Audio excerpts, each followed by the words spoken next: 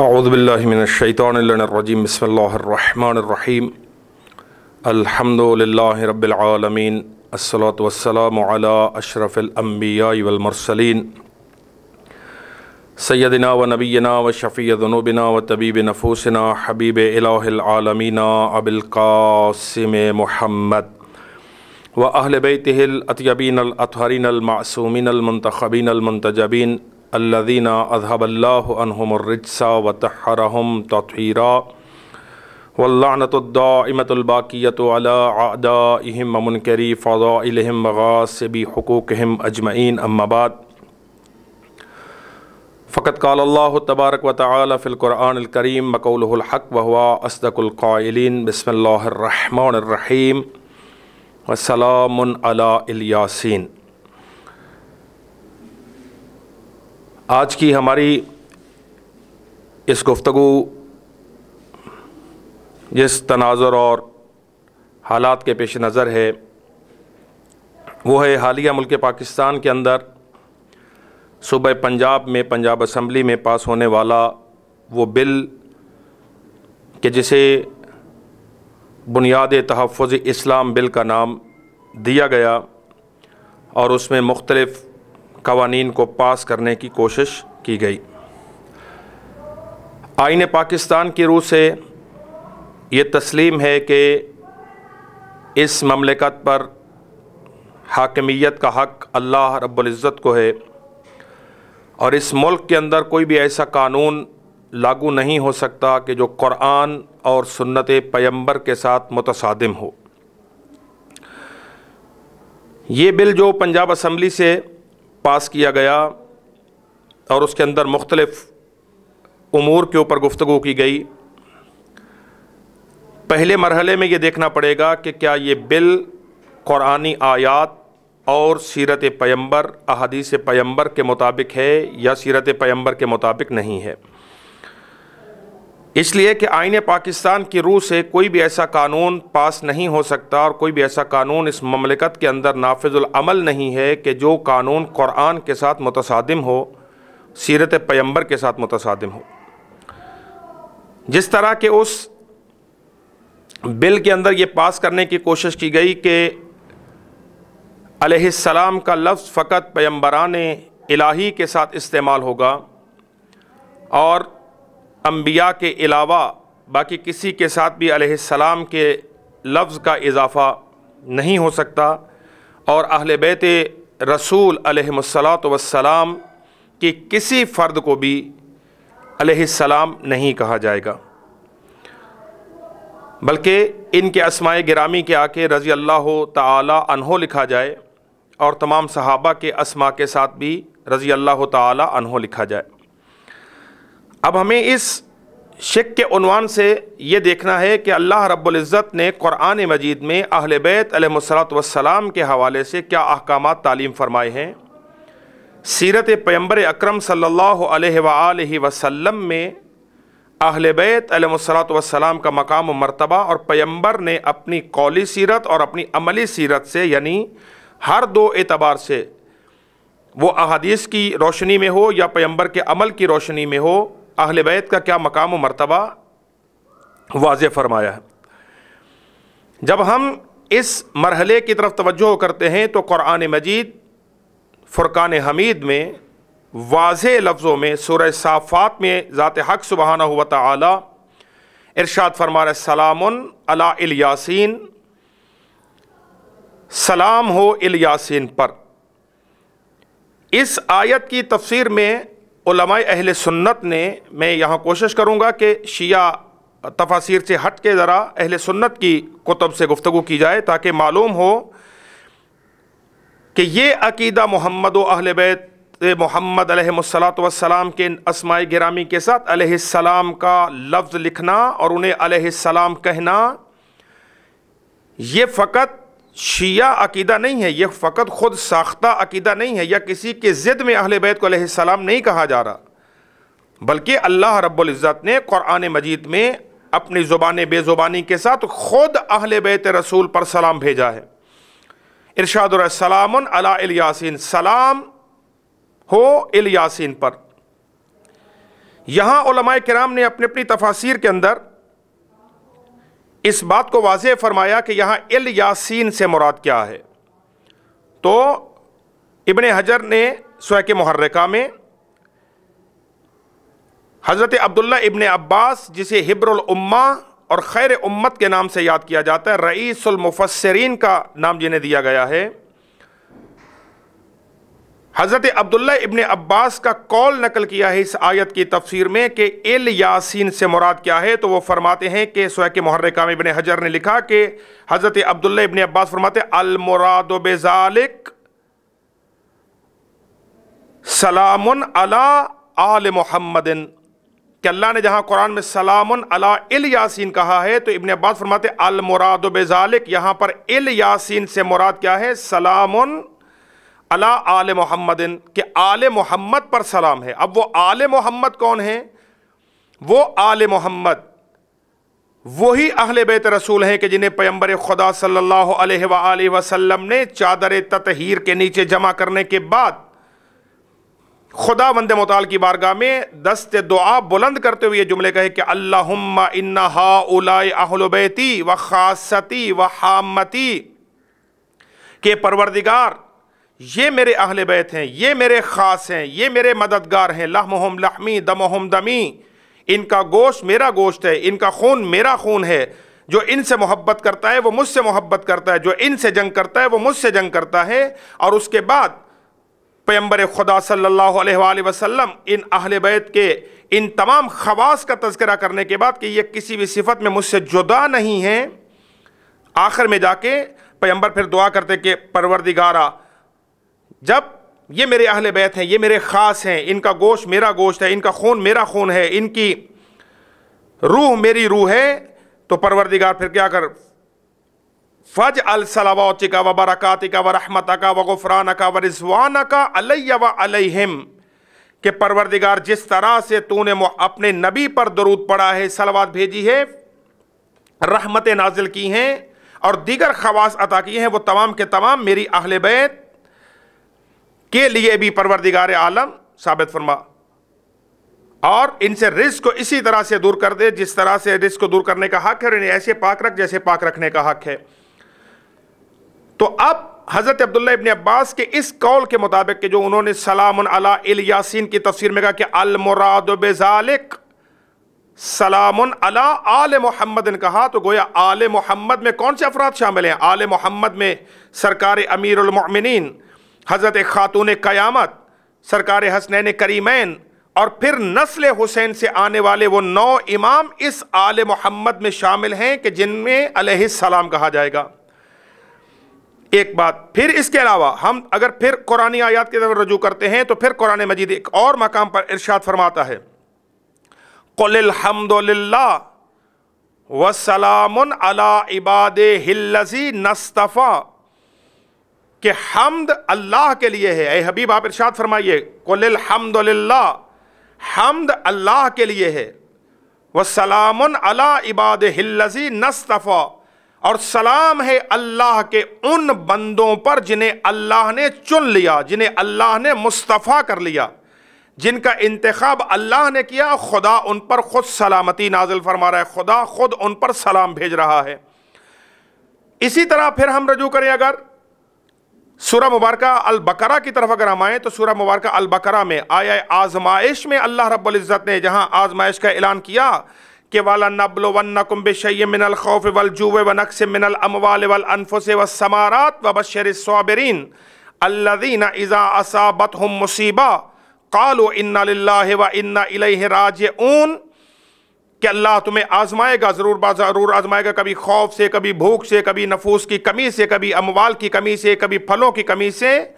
اور بشارت کن کے لیے؟ ان کے لیے کہ جو صابرین ہیں، جو صبر کرنے والے ہیں. وہ صبر کرنے والے کون ہیں؟ کہ جب بھی ان تک کوئی مصیبت پہنچتی ہے تو وہ کہتے ہیں کہ قالوا انا للہ و انا الیہ راجعون. ان کے بارے میں خدا فرما رہا ہے کہ یہ جو مصائب پر صبر کرنے والے ہیں، مقام ابتلا میں دامن صبر کو نہیں چھوڑتے اور ہر آزمائش میں وہ صبر و استقامت سے کام لیتے ہوئے اللہ رب العزت پر توکل کرتے ہیں. یہ کون ہے؟ اولئک علیہم صلوات من ربہم ورحمہ، یہی وہ لوگ ہیں کہ جن پر اللہ کی جانب سے رحمت بھی ہے اور ان پر اللہ کی جانب سے درود بھی ہے۔ تو یہ قرآنی آیات اس بات کی طرف اشارہ فرما رہی ہیں کہ اللہ رب العزت نے اب اس آیت کی طرف اگر ہم توجہ فرمائیں، گو کہ آیت عمومی ہے، کئی افراد اس کے مصداق ہو سکتے ہیں، مگر مصداق اتم اس کا وہی خاندان ہے کہ جس خاندان نے توحید خداوندی کی بقا اور دین خداوندی کی آبیاری اور علم اسلام کو بلند کرنے کے لیے اپنا تن من دھن اپنا سب کچھ راہ خدا میں قربان کیا، مگر کسی بھی مصیبت کی وجہ سے راہ حق کو اپنے ہاتھ سے جانے نہیں دیا۔ تو جب یہ خاندان استقامت دکھا رہا اور یہی وہ صابرین کی جماعت ہے، تو جن کے لیے اللہ اعلان فرما رہا ہے کہ ان پر اللہ کی جانب سے صلوات بھی ہے، ان پر اللہ کی جانب سے رحمت بھی ہے۔ سورہ مبارکہ الاحزاب کی طرف اگر ہم آئیں تو جہاں پر اللہ رب العزت نے آیہ درود میں ارشاد فرمایا ان اللہ وملائکتہ یصلون علی النبی یا ایھا الذین آمنوا صلوا علیہ وسلموا تسلیما، کہ تحقیق اللہ اور اس کے ملائکہ نبی پر صلوات بھیجتے ہیں۔ اے صاحبان ایمان، تم نبی پر صلوات بھی بھیجو اور ایسے اطاعت کرو جیسے اطاعت کرنے کا حق ہے، یا بعض علماء نے جو ترجمہ کیا کہ نبی پر سلام بھیجو جیسے سلام بھیجنے کا حق ہے۔ اب جب یہ آیت نازل ہوئی تو علماء نے اپنی اپنی تفاسیر میں لکھا، علماء عامہ نے بھی، علماء خاصہ نے بھی اپنی اپنی تفاسیر کے اندر یہ جملے لکھے کہ اصحاب کی جماعت پیغمبر خدا صلی اللہ علیہ وآلہ وسلم کی خدمت میں پہنچی اور پہنچ کر کہا کہ یا رسول اللہ، ہمیں آپ پر سلام کرنے کا طریقہ تو معلوم ہے، مگر ہم آپ پر درود کیسے بھیجیں؟ کیف یصلی علیک، آپ پر درود کیسے بھیجا جائے؟ تو پیغمبر خدا صلی اللہ علیہ وآلہ وسلم نے فرمایا کہ مجھ پر اس طرح سے درود بھیجو، اللہم صلی علی محمد و آل محمد، یا بعض جگہوں پر یہ روایتیں اللہم صلی علی محمد و علی آل محمد، اور تیسری جو روایات ہیں وہ درود ابراہیمی کی شکل میں فرمایا کہ ایسے بھیجو اللہم صلی علی محمد و آل محمد کما صلیت علی ابراہیم و آل ابراہیم انکا حمید مجید، کہ پروردگار تو محمد و آل محمد پر اسی طرح سے صلوات بھیج، اسی طرح سے رحمت نازل فرما جس طرح سے تو نے حضرت ابراہیم اور آل ابراہیم پر درود کو بھیجا، رحمتوں کو نازل کیا۔ تو یعنی جس طرح درود حضرت ابراہیم پر ہے، جس طرح آل ابراہیم پر ہے، اسی طرح سے سرکار مصطفیٰ صلی اللہ علیہ وآلہ وسلم اور ان کی آل طیبہ پر بھی اسی طرح سے درود ہے۔ پھر تمام تر مکاتب فکر کے نزدیک یہ بات منزل کمال پر ہے، وہ مکتب اہل سنت ہو یا مکتب اہل سنت کے اندر دیگر فرق ہوں، مکتب اہل تشیع ہوں، سب کے اندر یہ بات ثابت ہے، نماز جو کہ دین مقدس اسلام کے ایک اہم ترین رکن ہے، ایک اہم ترین حکم ہے، جس کے بارے میں سرکار فرماتے کہ الصلاۃ عمود الدین، کہ نماز دین کا ستون ہے، ان قبلت قبل ما سواہا وان ردت رد ما سواہا، کہ اگر نماز قبول ہوئی تو باقی سب قبول ہوگا، اگر نماز رد کر دی گئی تو سب رد کر دیا جائے گا۔ اس نماز کے تشہد میں تمام تر فرق کے اندر یہ بات ثابت ہے کہ نماز اس وقت تک کمپلیٹ نہیں ہوتی، نماز اس وقت تک درست نہیں ہے جب تک کہ نماز کے تشہد میں پیغمبر کے ساتھ آل پیغمبر پر درود نہ بھیجا جائے۔ تو جب آپ کی نماز آل محمد پر درود کے بغیر قبول نہیں ہے اور فقہی اعتبار سے درست نہیں ہے،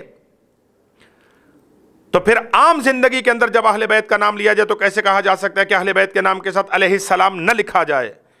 نہ، یہ علیہ السلام، آل محمد پر سلامتی کا نزول، آل محمد پر رحمتوں کا نزول، آل محمد پر درود،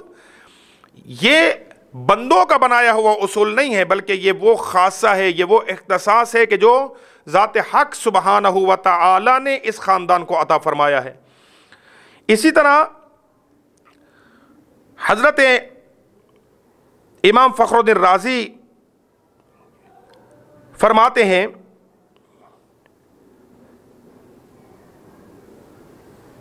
کہ ان اہل بیت صلی اللہ علیہ وآلہ وسلم یساوونہ فی خمسۃ اشیاء۔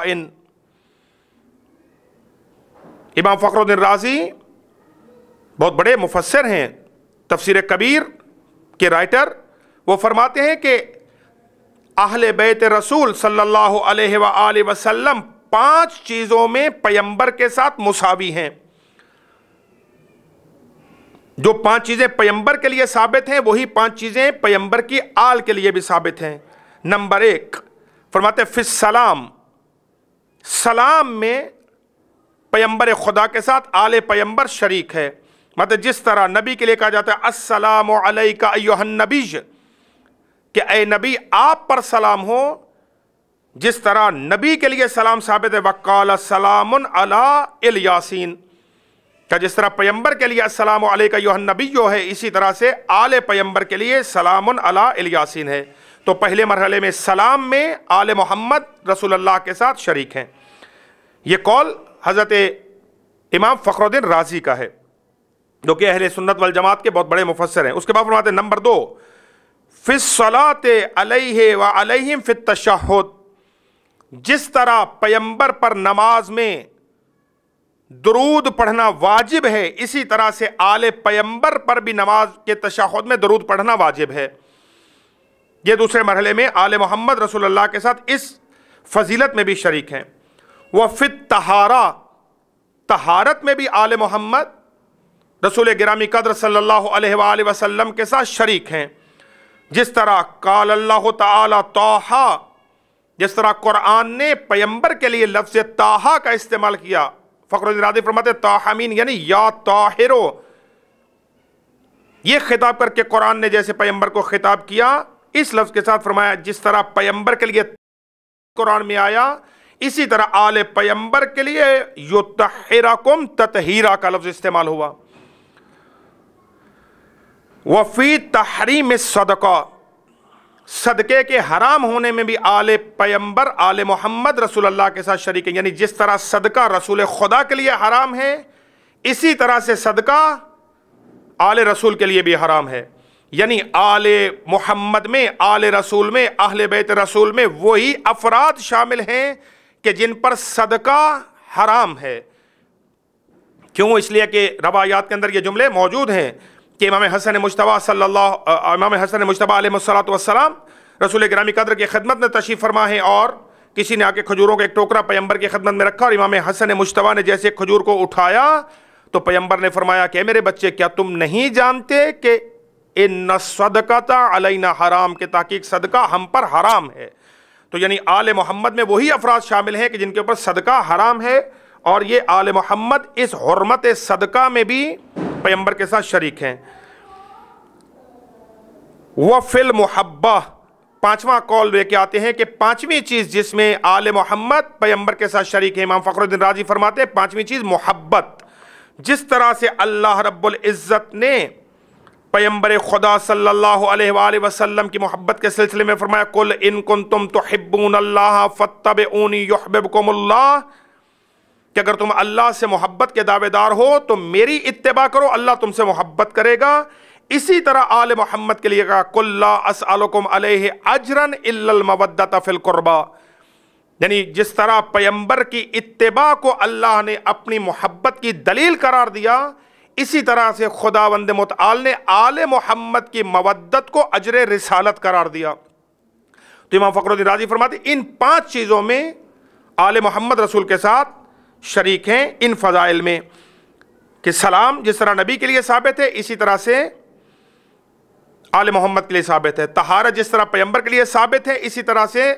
اہل بیت رسول کے لیے ثابت ہے. صدقہ کی حرمت جس طرح نبی کے لیے ثابت ہے اسی طرح سے آل محمد کے لیے ثابت ہے. اور محبت جس طرح آل محمد کے لیے ثابت ہے اسی طرح سے جس طرح پیمبر کے لیے ثابت ہے اسی طرح آل محمد کے لیے ثابت ہے. اور نماز کے تشہد میں درود جس طرح آل محمد کے لیے ثابت ہے اسی طرح سے رسول کے لیے ثابت ہے، اسی طرح آل محمد کے لیے ثابت ہے. بس گفتگو کی تمامیت میں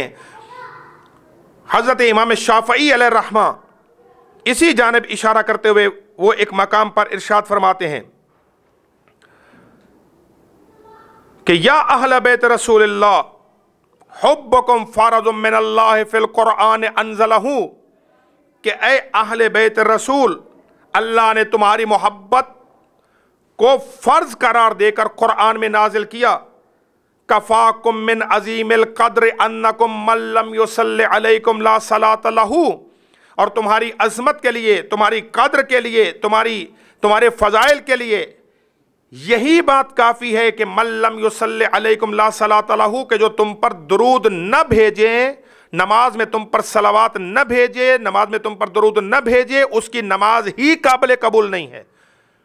اس کی نماز ہی درست نہیں ہے۔ کہ اگر آل محمد پر نماز کے تشہد میں درود نہ بھیجا جائے تو نماز، تمام مکاتب فکر میں سب کا متفق علیہ فیصلہ ہے کہ نماز درست نہیں ہے۔ تو جب قرآن مجید بھی آل محمد کو علیہ السلام منوا رہا ہے، سیرت پیمبر بھی آل محمد کو علیہ السلام منوا رہی ہے،